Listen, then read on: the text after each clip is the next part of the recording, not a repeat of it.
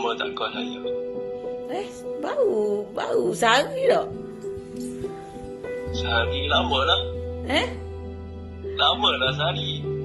Mesej sama kan? Setiap 5 minit mesej. Mesej lain, video call lain. Ya Allah. Saya pun sibuk. Awak punya date bila? Secepat mungkin lah.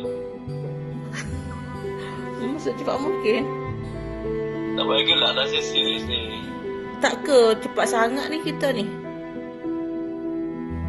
Cepat apa dah 7 tahun kenal.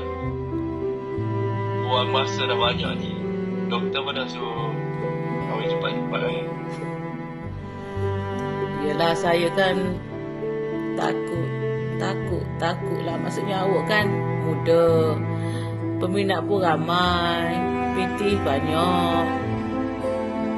Takutlah kesetiaan berpindah ke lain. Tapi aku mengharapkan kesetiaan tidak berpindah ke lain hati. Saya takut juga saya tak mampu lahirkan zuriat. Saya tak nak perkahwinan yang sekejap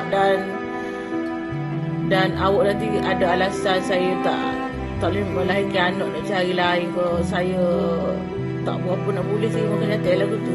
Saya kesian Datuk Seri dah minggu lepas pergi test. Lepas tu 2-3 hari lepas pergi test, saya rasa sedih sebab macam sampai tahap minggu depan pergi test lagi. Mungkin rezeki orang tak sama. Saya tahu prinsip awak. Ya. Awak takkan main-main, awak serius. Datuk Seri Fida kembali jadi sorotan publik di Malaysia.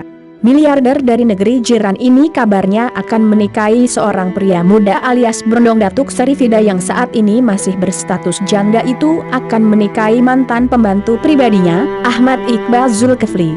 Selisih usia antara mereka membuat romansa keduanya menjadi perbincangan publik.